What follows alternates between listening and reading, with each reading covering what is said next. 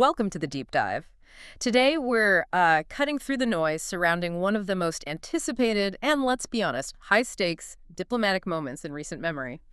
That's right. We're talking about the summit between United States President Donald Trump and Russian President Vladimir Putin, held recently in Alaska. Exactly. And we've meticulously combed through quite a stack of sources here. Detailed reports from The Guardian, Al Jazeera, CBS News, Newsweek. Also, the comprehensive context you get from a Wikipedia entry, and even a social intelligence analysis from Ipsos. Yeah, a real mix. And we've done that all to distill the most vital insights for you. So our mission for this deep dive is pretty clear. Right. We want to move beyond just the headlines. Right. We'll delve into the deep historical currents that, really shape these crucial meetings.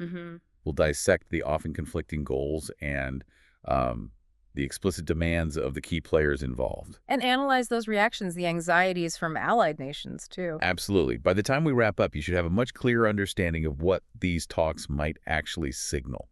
For Ukraine, obviously, but also for the broader landscape of international relations. Okay, so when we talk about summits between the U.S. and Russia, these are rarely just ordinary meetings, are they?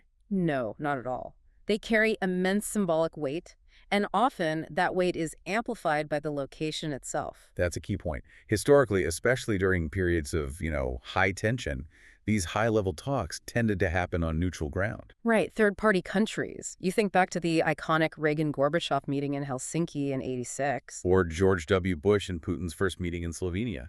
Yeah, and even more recently, President Biden and Putin met in Geneva. That was 2021. And sometimes less formal chats happen on the sidelines of big multilateral events like the G20. Sure, less fanfare there. But for a U.S. president to actually host a Russian leader on American soil?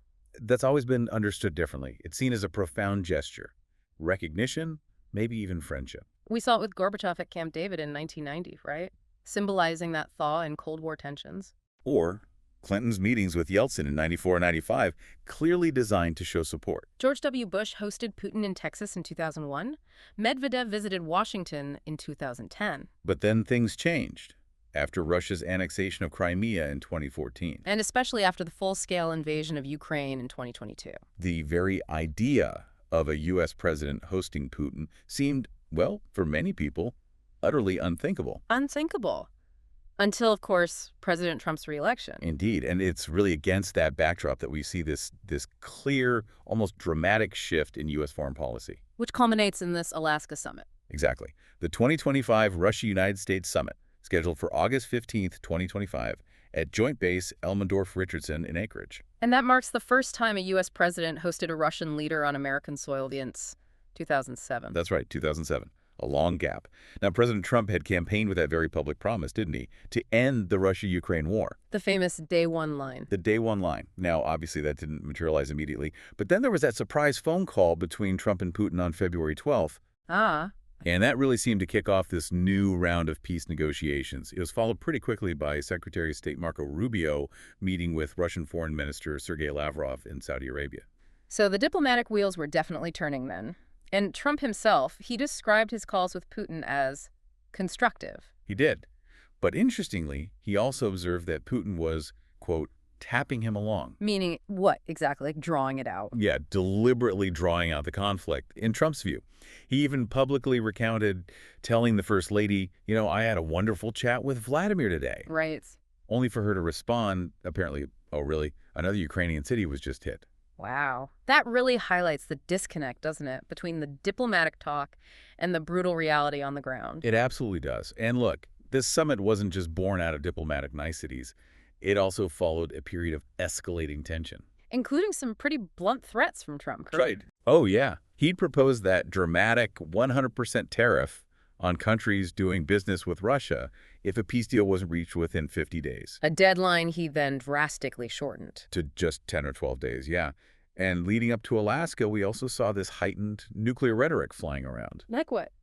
Well, you had former Russian President Dmitry Medvedev's dead-hand threat on Telegram that refers to Russia's automated nuclear retaliation system. A sort of doomsday device scenario. Basically, yeah.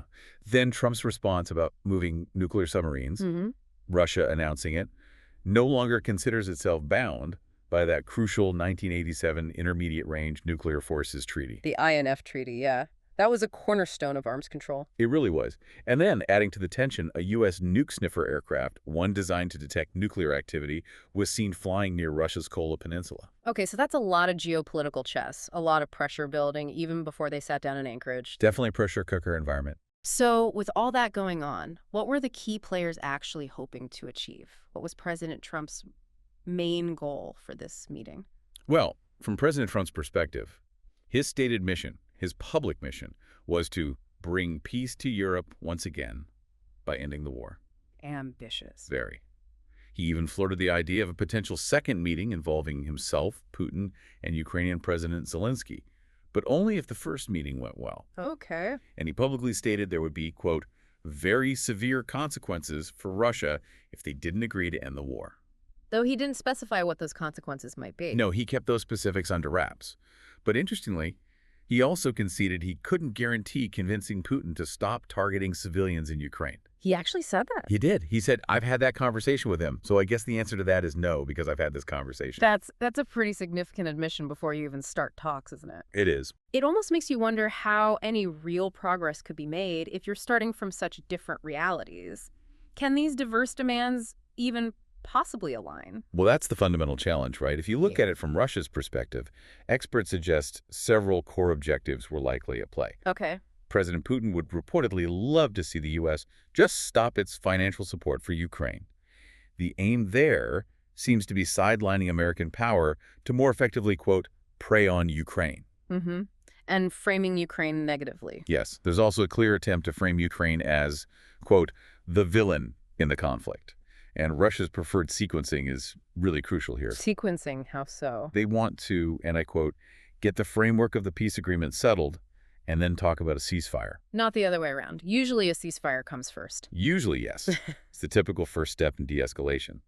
But Russia seems to want the terms agreed upon before pausing the fighting. So they want to dictate the terms first. What exactly were those terms? You mentioned maximalist conditions earlier. Exactly. Back in June, the Kremlin proposed conditions that were incredibly far-reaching, really maximalist. Like what? Lay them out for us. Okay, so Ukraine withdrawing its forces entirely from the four regions. Russia illegally annexed Luhansk, Donetsk, Kherson, and Zaporizhia. Okay, that's huge. Huge. Also, Ukraine winding down its military effort completely, ceasing to receive any military aid, excluding all international military forces from its territory. Basically demilitarizing under duress. Pretty much. Plus, lifting martial law and swiftly holding an election. And that's not all. There's more. Oh, yeah. As part of a full peace treaty, Russia would demand international recognition of its sovereignty over Crimea and Donbas. A formal pledge from Ukraine never to join any military alliances, meaning NATO, primarily. Right, the NATO issue. A hard cap on the size of Ukraine's armed forces. And, get this, making Russian an official language in Ukraine. Wow, that's an astonishingly comprehensive list. It's essentially demanding a complete rewrite of Ukraine's sovereignty, its security posture, even its domestic policy. Absolutely. It's hard to see how Kyiv could ever agree to that. And look at Putin's delegation for Alaska. Who was with him? Key figures. Foreign Minister Sergei Lavrov, the new Defense Minister Andrei Belousov, Finance Minister Anton Siluanov. So not just focused on the war, then? No, it signals Moscow's agenda went far beyond just the war itself. It likely included broader talks on trade, economic cooperation, global security issues. Putin himself also suggested negotiations could cover nuclear weapons treaties, like renewing New START. Okay, a very broad Russian agenda. What about Ukraine's side? President Zelensky's stance, he's been consistently vocal. He has been remarkably consistent throughout this whole ordeal. He wants an honest end to the war, and that means Russia's full withdrawal from all Ukrainian territory. No ambiguity there. None. He has stated repeatedly, unequivocally, what concerns Ukraine must be discussed with Ukraine. Direct involvement. And on the territorial issue, concessions. He has firmly rejected any idea of land swapping, declared Ukraine would not give up any of its territory to Russia, citing the Ukrainian constitution. That famous line. Ukrainians will not gift their land to the occupier. Very powerful. However, it is worth noting, some analysts do suggest he probably understands, privately perhaps, that some territorial concessions might eventually be required for a truly durable peace, even if that's publicly unthinkable right now. A difficult calculation for him, no doubt. Immensely difficult. And you have to remember the historical context driving Putin. He views Ukraine as historically, culturally part of Russia. he sees NATO's eastward expansion as a direct existential threat. Which clashes fundamentally with how most Ukrainians see themselves. Completely. The vast majority seek independence and closer ties to Europe, not Russia. It's a fundamental clash of worldviews. Okay, so bringing this back to the summit, what does all this mean for Europe, for the U.S.'s traditional alliances? With such deeply diverging interests between Russia and Ukraine and President Trump's, let's say, unique approach, how did allies in Europe react? Well, European leaders expressed a really complex mix. On one hand, some praise for coordination with President Trump. On the other, deep-seated anxieties. German Chancellor Friedrich Merz, for instance, noted Trump largely shares the European position on the talks, especially the absolute need to involve Ukraine in any decisions about its own future. That's crucial for them. Absolutely non-negotiable for most European states. However, a key objective for European diplomats heading into this was getting firm reassurances from Trump. Reassurances about what? That he wouldn't make any, quote, irretrievable pledges that would essentially force Ukraine into making land concessions against its will. They were worried he might cut a deal over Kyiv's head. That seems to be the underlying fear, yes. Poland's Prime Minister Donald Tusk was very blunt. He stressed that Europe must not even think of allowing Russia to sit its neighbors' borders, and that Ukraine must be always represented when any final decisions are made. So it sounds like a lot of careful diplomacy behind the scenes, trying to manage the situation, manage the anxieties. A lot of anxiety management, yes. And if you connect this to the bigger picture, the somewhat ad hoc nature of this summit, Trump's characteristic approach, it definitely points to significant risks and potential outcomes. What kind of risks are we talking about? Well, some analyses suggest that just by hosting Putin, President Trump is doing Putin a favor and abandoning his allies. That's a direct quote from one piece. Strong words. Very.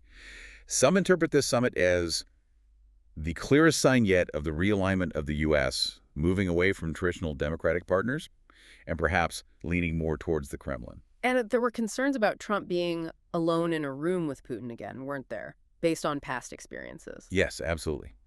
That 2018 Helsinki summit looms large. Yeah. President Trump, well, the word used was dazzled, and he sided with Putin over his own U.S. intelligence agencies regarding election interference. I remember that. Famously controversial. It was. Reportedly, his senior Kremlin advisor at the time considered pulling a fire alarm to interrupt the private meeting. So the lack of advisors in the room this time in Alaska naturally raises serious questions about what might have been agreed upon privately and how lasting any of it might be. So the White House tried to manage expectations beforehand. They did. They described the Alaska summit primarily as a listening exercise for President Trump. The stated goal was simply to walk away with a better understanding of how we can end this war, lowering the bar significantly. Okay, so even with those lowered expectations, what are the most likely scenarios analysts were floating coming out of a meeting like this, given all these complex moving parts? Analysts were really looking at a few key possibilities. First, a diminished role for Europe in resolving the conflict. How so? Essentially, European leaders finding themselves largely reacting to Trump's maneuvers rather than proactively shaping the diplomatic efforts themselves. It highlights Europe's ongoing dependency on U.S. security guarantees, on favorable trade relations. And we're already seeing a reaction to that. Yes. This dynamic has already spurred European NATO members to significantly increase their defense spending. They feel they need to be more self-reliant. Okay, so Europe potentially sidelined. What else? Second major potential outcome. Putin ends his international isolation. The optics. Exactly. This meeting is widely seen as a significant win for Putin personally. It effectively ends his isolation from major Western leaders, which had been largely in place since the 2022 invasion. He gets the legitimacy of the meeting. Precisely. The optics are, quote, brilliant for him. He secured a high-profile summit on U.S. soil without making any significant prior concessions, despite still having that International Criminal Court arrest warrant hanging over him. That could be seen as a de facto normalization, couldn't it? Weakening the Western Front. It certainly could. It potentially erodes the impact of sanctions and the collective effort to isolate Russia. It's a strategic coup, giving him renewed leverage on the global stage. A huge potential shift. Yeah. What about the U.S. role in the war itself? Well, that leads to the third possibility. A neutralization of the U.S. regarding the Ukraine war. Meaning the U.S. steps back? Potentially, yes. Significantly decreased American involvement in efforts to end the war. Maybe even an end to military aid to Kyiv altogether. There was also speculation about discussions on, joint U.S.-Russian energy and business ventures. Things like accessing Arctic resources, maybe even lifting American sanctions on Russia's aviation industry, or deals involving minerals located in occupied Ukrainian territory. So the U.S. shifting from a key player supporting Ukraine to, what, a neutral observer. Disengaged. Something like that. More neutral, perhaps even disengaged. That's the fear for many. Okay, and finally, the immediate goal, a ceasefire. Was that ever seen as likely? Possible, but perhaps unlikely in the short term. The fourth potential outcome analysts considered was basically no ceasefire, but maybe another meeting down the road. Kicking the can down the road. Essentially, you have to look at the current battlefield dynamics. Russian forces have been slowly but steadily advancing in the east, particularly in Donetsk Oblast. Exactly. They recently pierced the front line by about 10 kilometers near a key road junction. They seem to be aiming to encircle towns like Kramatorsk and Sloviansk.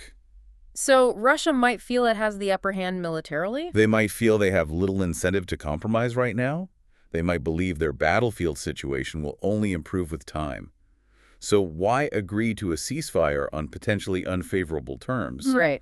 This suggests the summit might have simply, quote, set the table for a future meeting, just as President Trump himself indicated could happen.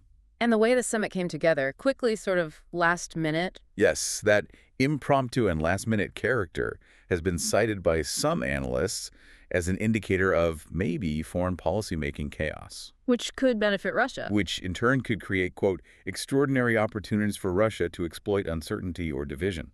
It's just incredible to see how many layers there are. Just one meeting, but reflecting such a complex web of motivations, historical echoes. It really shows how deeply intertwined all these geopolitical forces truly are. We've really pulled back the curtain on some profound dynamics today. Yeah, and I think this deep dive really leaves us, and you listening, with a rather provocative thought to mull over. Okay. In this era of shifting global alliances, escalating conflict, when is a diplomatic meeting a genuine step toward peace? And when is it actually a strategic concession, perhaps disguised as progress? A crucial distinction. It's a critical question for all of us to consider, I think, as these high-stakes discussions continue to unfold on the global stage.